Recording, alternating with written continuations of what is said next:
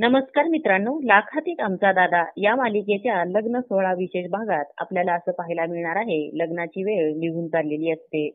तुळजा येत नाही म्हणून गुरुजी डॅडींना म्हणतात, वधू येत नाही, खूप उशीर होतोय. तर डॅडी म्हणतात, येतच असेल.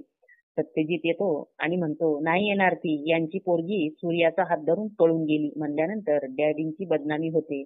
सगळे लोक म्हणतात, आई बाबाचं तोंड काळं केलं पोरीनं. मग सगळीकडे सूर्याला आणि तुळजाला शोधण्यासाठी माणसं पाठवतात. शेवटी तुळजा आणि सूर्याला परत यावंच लागतं. सूर्या तुळजाचा हात धरून मंडपात येतो आणि मग सूर्या बोलतो डॅडींना, खाली बसून हात जोडतो. डॅडी चूक झाली म्हणल्यानंतर डॅडी लाथ घालतात सूर्याला आणि खाली पडतो सूर्या. शत्रुघ्नही खूप मारतो सूर्याला. डॅडीला खूप राग येतो.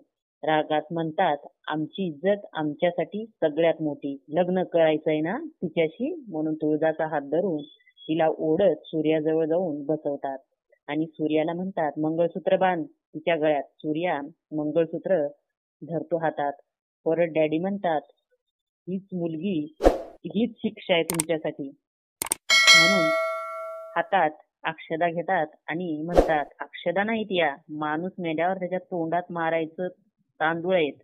म्हणून तुळजाच्या तोंडात बळजबरीने तांदूळ भरतात आणि म्हणत असतात, आमच्यासाठी आजपासून मेलीस.